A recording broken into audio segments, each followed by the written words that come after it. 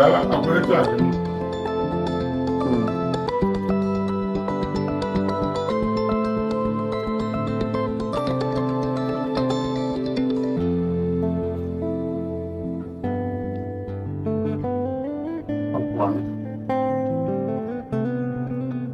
do I hold it in position?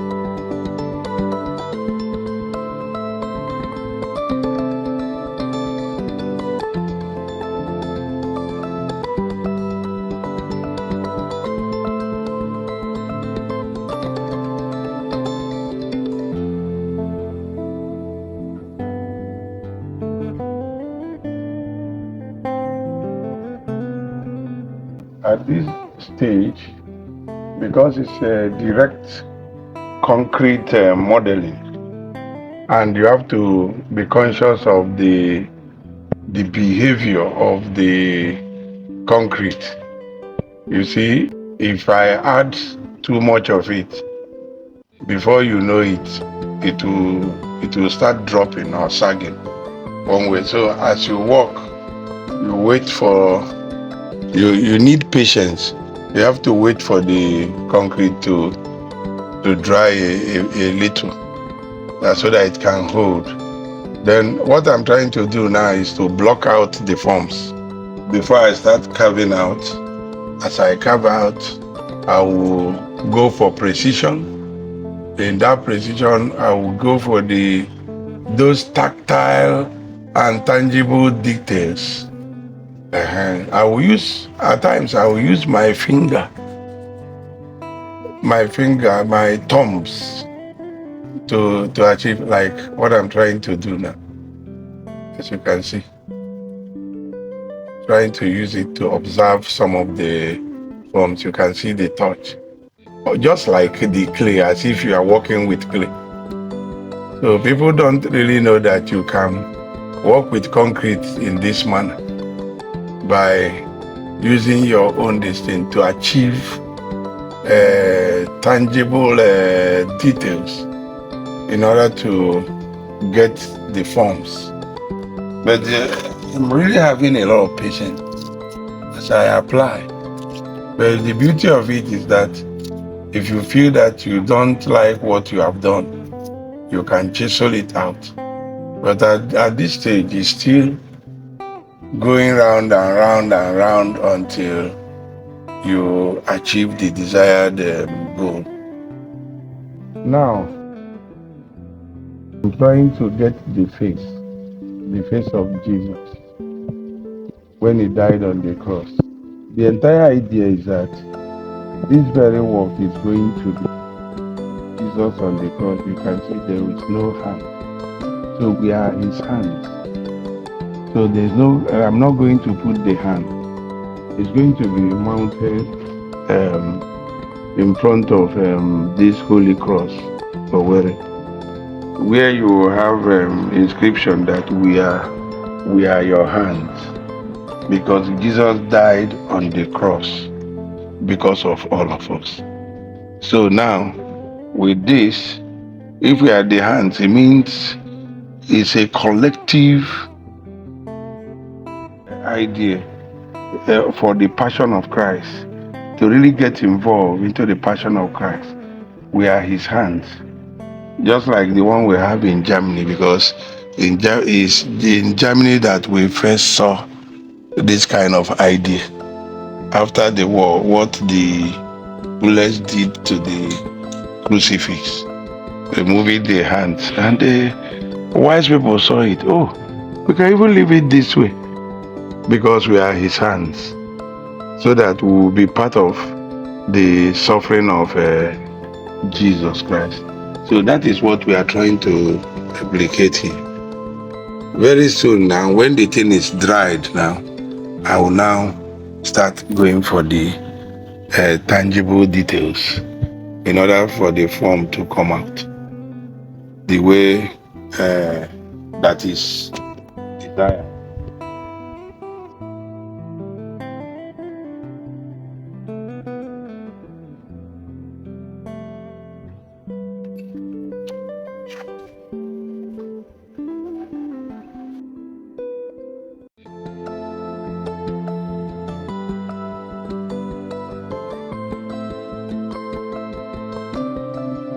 Thing is still drying.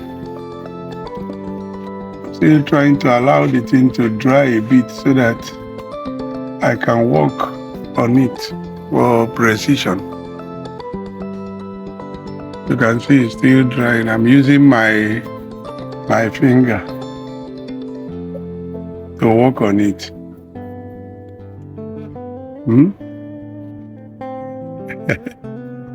Using my thumb to work on it.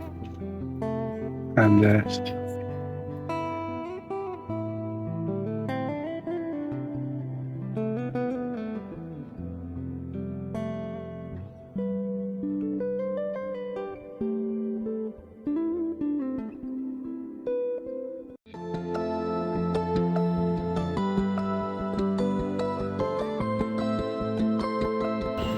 I'm trying to slow down the process of precision because of the nature of the material.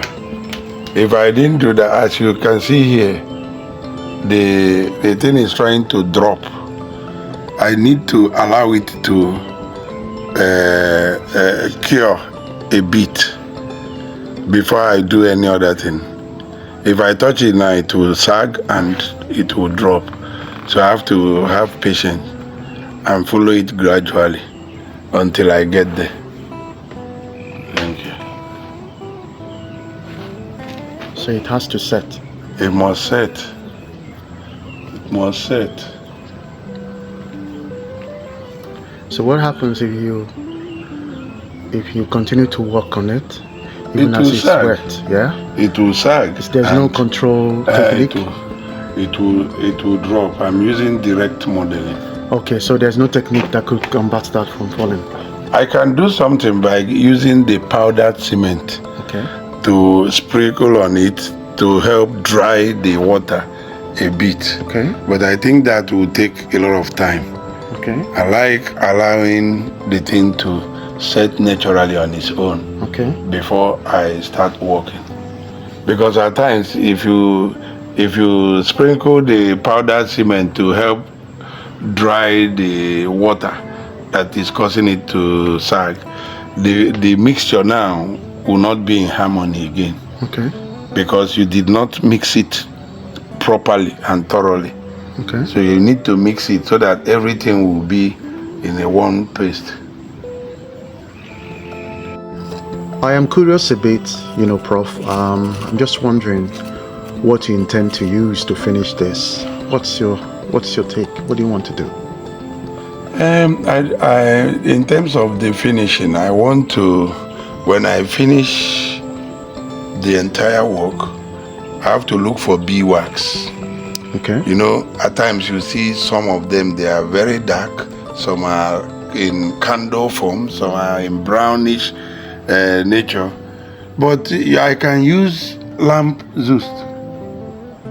Those black powdery substance under the lamp this thing. I can gather that and I'll use paraffin oil to mix them to get a desired What hue. What effect does that bring? It will help that yellowish color of the wax, the beeswax. If you add the lamp zust with paraffin oil mixed together, it will change the color of the wax to get a deeper brown of what you are. Then when you now melt it with you put it on a frying pan to melt. Then you use brush. When you put it on a frying pan to melt, for just 2 minutes it will melt. Quickly you dip your brush and begin to apply. But as you melt it, you have to take it down again from the fire for 2 minutes. And quickly do after you return back to the fire. Now, does it have a polish effect? Yes, by the time you use it, you see the nature of it. It will come out very fine. And people may not even know that this work is actually concrete by the time you finish it. And it can stand outdoors.